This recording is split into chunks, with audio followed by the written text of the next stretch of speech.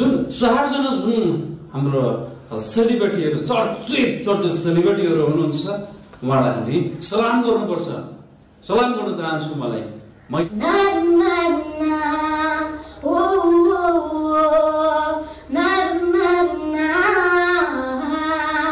काफल खान कुया मयूरा झुमकिरी शीशा की गुलीले लाग्दैन यहाँ बढ्दै गयोला झुमकिरी तिम्रो बोलीले जगवाले त गाडो परदेश घुम्लो माया की जलेमा घरबार घुम्लो माया की जलेमा घरबार घुम्लो टट काटक कमला बाटुले लगाए परदेश मुलुका में घर बुलाए नेपालगञ्ज सहर राइमाला झुमकिरी पानी परुटिनमा रोपौला पिरिमको फुलला झुमकिरी अब आउने दिनमा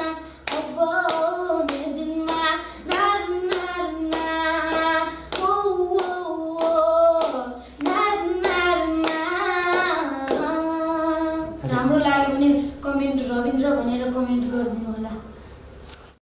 नमस्कार आदरणीय दर्शक श्रोताबिन, आज हामी पछिल्लो समयको अपडेट ल्याएर उपस्थित भइसकेका छौँ र पछिल्लो समय काठमाडौँमा कोभिड-19 कोरोना भाइरस फैलिँदै गर्दा देश एउटा आक्रान्त बनेको छ। यो समयमा काठमाडौँ भ्यालीभित्र यो जति चाहिँ सङ्क्रमितहरू छन् चाहिँ घरबाट हस्पिटल र हस्पिटलबाट डिस्चार्ज गरेर घर ल्याउने क्रममा आर्थिक रूपमा कमजोर भएका ती व्यक्तिहरूलाई सहायता गर्ने उद्देश्यले हाम्रा नेपालका चर्चित 4 जना चाहिँ सेलिब्रिटीहरूले फ्री एम्बुलेन्स सेवा उपलब्ध गराउनु भएको छ र उहाँहरूले एउटा सङ्गठन बाँधेर एम्बुलेन्सलाई फ्री डेलिभरी दिने उहाँको उद्देश्य छ र 4 जना मध्ये ज्ञानेन्द्र साई हुनुहुन्छ, रवि लामिछाने सर हुनुहुन्छ, केदार घिमिरे हुनुहुन्छ, त्यसै गरी निखिल उप्रेती, यहाँहरू 4 जना टप सेलिब्रिटी मिलेर काठमाडौँ भ्यालीमा कोभिड-19 का बिरामीहरूलाई चाहिँ हस्पिटलसम्म ल्याउने सम्पूर्ण खर्चको लागि चाहिँ एम्बुलेन्स फ्री सेवा सुचारू गर्दै हुनुहुन्छ। हिजो अस्तिदेखि सुरु गर्नुभएको छ र यो विषयमा बोल्नको लागि आज हामीसँग विजय घिमिरे सर हुनुहुन्छ, उहाँ सगरमाथा आरओई पनि हुनुहुन्छ।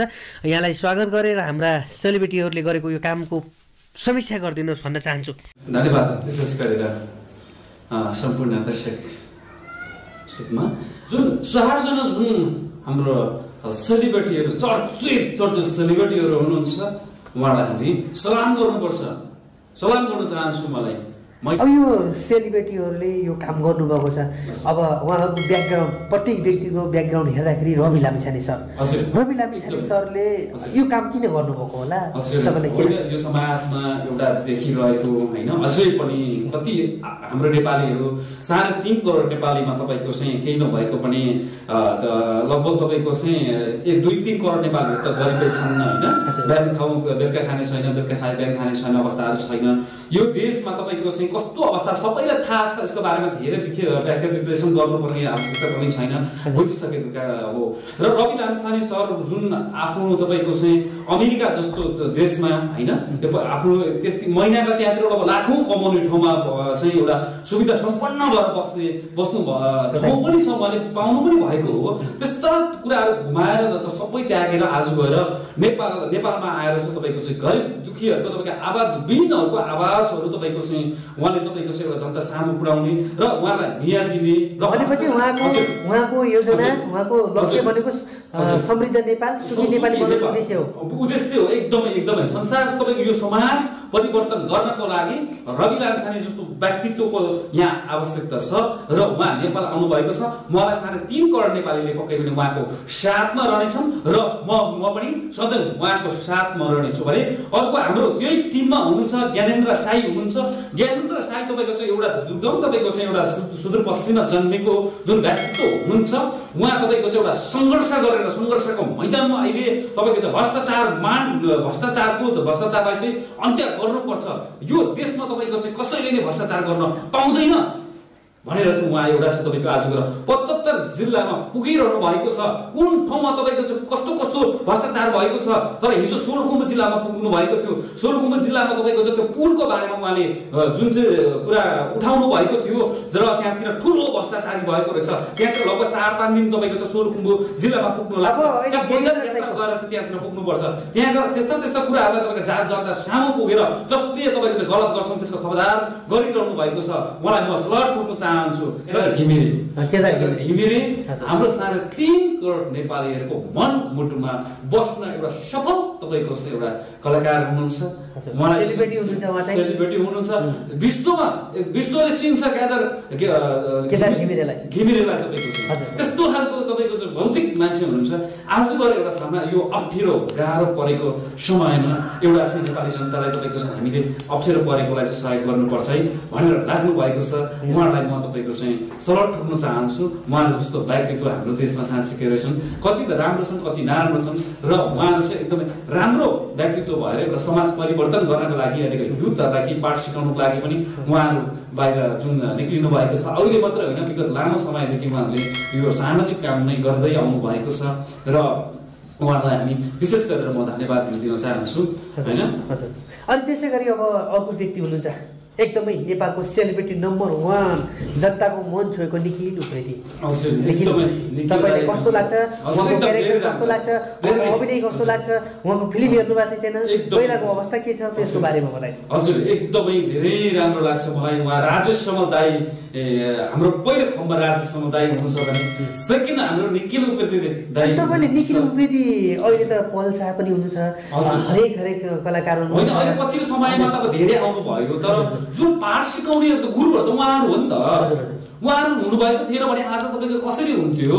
उहाँले सिकाउनु भएको पाठ तपाईँको सिक्दै सिक्दै गएर आज गएर त उहाँहरू भन्दा अब तपाईँको अरू पनि हुनुहुन्छ होइन। तर पनि हामीले तपाईँको पहिलेदेखि हेर्दै आएको होइन र जुन पाठहरू सिकाउँदै जानुभयो जुन पहिलो हुनुहुन्थ्यो र राज समुदाय जगतमा नेपाली पहिलो जगतमा होइन कलाकारको भूमिकामा र धेरै दर्शकको मन जितेको मान्छे निखिल उप्रेती। आज गएर तपाईँको दिनेश हाम्रो सुनार हुनुहुन्छ। अब तपाईँको उहाँ चाहिँ एउटा खेलाडी हुनुहुन्छ त्यो के भन्छ त्यसलाई होइन पनि होइन। र अब यो जति पनि जानिस्टिक कान्छन् जस्तो पनि तपाईँको जस्तो खेलहरू खेल्छ अहिलेको बच्चाहरू होइन कसको एक्टिङ त सबै निखिलको। साथीले घरबाट सट्टा हामी फालिदिनु भयो सबैजना तपाईँको चाहिँ एक्टिङमा पुरा जानिस्टिक उल्टो सुल्टो जानिस्टिक गर्नुपट्टि लाग्दै हेर्नुहोस् है। भनेपछि निखिलको फिल्म आउँदै छ भनिसकेपछि सम्पूर्ण मान्छे हलमा पुग्थ्यो तपाईँको। त्यो हामी 3 भाइ भन्ने फिल्महरू हेर्नुहुन्छ यतिचोटि हेरेको छु मैले यतिचोटि हेरेको छु होइन। जति हेर्दा पनि अहिले सोलुखुम्बु जिल्लामा के चलचित्र भवन छ? पहिले थियो अहिले छैन। पहिले थियो अहिले थिएन भनेपछि तपाईँले निकै फिल्म हेर्नुभएको छ निखिल उप्रेती। भनेपछि नेपालको नम्बर 1 सेलिब्रिटीको रूपमा होइन उहाँलाई चाहिँ तपाईँले गर्नुहुन्छ नम्बर 1 सेलिब्रिटी। र अहिले झन् गरेको त्यो कामहरूले गर्दाखेरि एकदमै तपाईँको खुसी लागिरहेको छ। म मात्रै नभएर तपाईँको सिङ्गो देश यति बेला तपाईँको उहाँहरूको त्यो जुन कार्यलाई देखेर सबैजना खुसी हुनुहुन्छ। उहाँलाई म धेरै धेरै धन्यवाद दिन चाहन्छु सबै 4जना कलाकारलाई। अनि अब अर्को कुरो के छ भने अहिले हामीले जुन यो सामग्री बनायौँ कोभिड-19 को बारेमा, कोभिड-19 चल्दै गर्दा यसलाई मध्यनजर गरेर उहाँ 4जना नेपालका चर्चित सेलिब्रिटी जुनले चाहिँ निःशुल्क रूपमा कोभिड-19बाट सङ्क्रमण भएका बिरामीहरू हस्पिटलबाट घरबाट हस्पिटल होइन यो सेवा सुविधा दिनलाई उहाँहरूले चाहिँ अभियान चलाउनु भएको छ। मेसेन्जरबाट चाहिँ नम्बरहरू छोड्नु भएको छ, वेबसाइटबाट नम्बर छोड्नु भएको छ, विभिन्न सामाजिक सञ्जालबाट चाहिँ उहाँहरूले नम्बर छोड्नु भएको छ है। अनि र जनताले सेवा पाउनेछन् हामीलाई पनि आशा छ। र हाम्रा दर्शकहरूले पनि के कारण भयो भने उहाँहरूले चाहिँ सजिलोसँग नम्बर पाउनुलाई तपाईँलाई लाग्छ? यस्तो छ अब त्यसमा जति पनि घरभित्रबाट बाहिर निस्किन नसक्ने अवस्थाहरू छ। कति साथीहरू अब तपाईँको चाहिँ हाम्रा नेपाली दाजुभाइहरू बिरामी यति भइहाल्नु भयो भने र हस्पिटल जानुपर्ने अवस्था भयो भने होइन हस्पिटलबाट घरमा आउनुपर्ने अवस्थाहरू भयो भने पक्कै पनि उहाँहरू जुन दाइहरू हुनुहुन्छ जुन अभियन्ता जुन चाहिँ यो एम्बुलेन्स चाहिँ तपाईँको चाहिँ अप्ठ्यारोको बेला सहयोग गरिरहनु भएको छ। उहाँहरूको कन्ट्याक्ट नम्बरमा जस्तै अब त्यसमा निखिल दाई अनि चाहिँ केदार घिमिरे अनि चाहिँ हाम्रो ज्ञानेन्द्र साई अनि हजुर 4 जना व्यक्तित्वहरू हुनुहुन्छ र उहाँहरूको टिम छ। उहाँहरूको नम्बर पनि तपाईँको चाहिँ यो हाम्रो यो पर्दामा राख्ने दिनेछौँ होइन। त्यसमा पक्कै पनि हेरेर तपाईँहरूले उहाँहरूलाई सम्पर्क गर्नुहोस्। तपाईँ जुन ठाउँमा हुनुहुन्छ जस्तो ठाउँमा हुनुहुन्छ अप्ठ्यारो परेको ठाउँमा उहाँहरूलाई तपाईँको चाहिँ तुरुन्त कन्ट्याक्ट गरेर ल मलाई यो ठाउँमा यस्तो अप्ठ्यारो पर्यो भनेर तपाईँहरूले कन्ट्याक्ट गर्नुभयो भने पक्कै पनि तपाईँहरूले एम्बुलेन्स सुविधा लिन सक्नुहुन्छ। र हामी तपाईँको चाहिँ हामी उहाँहरूको कन्ट्याक्ट नम्बरहरू पनि हामी तल सबै राखिदिनेछौँ। र आदरणीय दर्शकबिन आज हामीसँग विजय घिमिरे हुनुहुन्छ र यो पछिल्लो समय कोभिड-19लाई मध्यनजर गरेर हाम्रा चर्चित सेलिब्रेटीहरूले एम्बुलेन्स सेवा निःशुल्क एम्बुलेन्स सेवा सुचारू गर्नुभएको छ र विभिन्न सामाजिक सञ्जालहरूबाट चाहिँ आइरहेको छ र यसलाई तपाईँले पनि फलो गर्नुहुन्छ र पछि पनि हामीलाई पनि केही चाहिएला भन्ने सोच्नुहुन्छ भने अवश्य भिडियो हेर्दै हुनुहुन्छ र कमेन्ट गरिदिनु होला। कमेन्टको रिप्लाईमा हामीले चाहिँ तपाईँलाई उहाँहरूको यो जुन एम्बुलेन्सहरूको सेवा सुविधा छ हामी सबै लिङ्कहरू होइन फोन नम्बरहरू सबै हामी कमेन्टको रिप्लाईमा पठाइदिन्छौँ। तपाईँलाई नेपालका यी 4 जना होइन सेलिब्रेटीमध्ये सबभन्दा बढी कसलाई मनपर्छ त्यो चाहिँ कमेन्टमा तोकेर लेखिदिनुहोस्। सबभन्दा बढी तपाईँलाई कुन सेलिब्रेटी मनपर्छ। हाम्रा चर्चित सेलिब्रेटी तथा हाम्रा प्यारा दर्शकहरूको लागि हाम्रा चर्चित बाल कलाकार रविन्द्र बादी भाइ जुन अहिले थचे डायमन्ड फ्यामिली रेस्टुरेन्ट गोकर्णमा चाहिँ हिरा श्रेष्ठले उहाँहरूको संरक्षणमा राख्नुभएको छ र त्यो बाबुले हाम्रा सेलिब्रेटीको लागि केही गीत गाउँदै हुनुहुन्छ र दर्शकको लागि र हाम्रो सेलिब्रेटीको लागि हेरिदिनु होला अन्तिमसम्म। नमस्कार सबैहरूलाई, हाम्रो चर्चित कलाकार अङ्कलहरूलाई र अनि हाम्रा दर्शकहरूलाई पनि गीत सुनाउन चाहन्छु। जन्मिएपछि बचुन्जेलसम्म चाहिँदो रहेछ धन, जन्मिएपछि बचुन्जेलसम्म चाहिँदो रहेछ धन। म मर्छु या बच्छु होला मेरो साथी भन, हो मेरो साथी साथी साथी हो प्यारो साथी साथी। नङ्गै आयो नङ्गै जानु संसारको रीत, कस्तो खेल खेलिस् दैव तैले मसित। नङ्गै आयो नङ्गै जानु संसारको रीत, कस्तो खेल खेलिस् दैव तैले मसित। जन्मिएपछि बचुन्जेलसम्म चाहिँदो रहेछ धन, जन्मिएपछि बचुन्जेलसम्म चाहिँदो रहेछ धन। म मर्छु या बच्छु होला मेरो साथी बन। धन्यवाद छ हाम्रा भाइ रविन्द्रलाई। र हाम्रो जति चर्चित कलाकार अङ्कलहरू हुनुहुन्छ उहाँहरूले धेरै राम्रो काम गर्नुभएको छ। यस्तो क्वारेन्टिनमा पनि अङ्कलहरूले फेरि एम्बुलेन्स सेवा गरिदिनु भएको छ। उहाँहरूलाई धेरै धेरै धन्यवाद र थ्याङ्क यू भन्न चाहन्छु। म हजुरहरूको लागि एउटा सुदूरपश्चिमको एउटा गीत गाउँदैछु, राम्रो लाग्यो भने कमेन्ट रविन्द्र भनेर कमेन्ट गरिदिनु होला। ना ना ना ओ ना ना ना काफल खान्या कुया मयुला झुम्किरी सिसा कि गुलीले ओ लाग्दैन यहाँ बढ्दै गयोला झुम्किरी तिम्रो बोलीले जुवाले त गाडो परदेश घुम्लो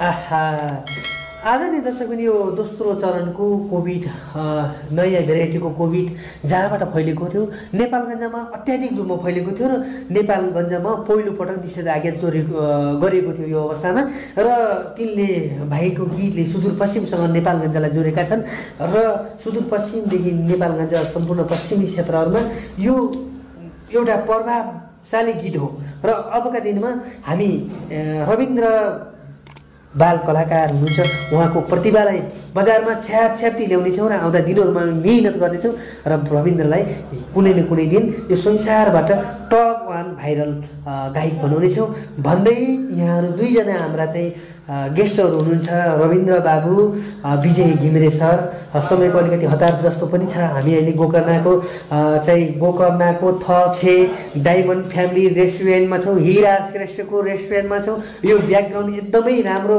शिवजीको बनाउनु भएको छ अनि उता गणेशको छ हामी प्रत्येक यहाँका ब्याकग्राउन्डहरूमा हामी यो 3D ब्याकग्राउन्डमा प्रत्येक भिडियो क्लिपहरू बनाउनेछौँ र हिरा दिदी श्रेष्ठले खोल्नुभएको यो थ डायमन्ड रेस्टुरेन्ट फ्यामिली रेस्टुरेन्टमा आजको यस कार्यक्रमलाई यही अन्त्य गर्दै हजुरहरू माझबाट बिदा हुन्छौँ। दर्शकबिन कमेन्ट अनिवार्य गर्नुहोला, सब्सक्राइब पनि अनिवार्य गर्नुहोला। यहाँहरूलाई सबैलाई नमस्कार।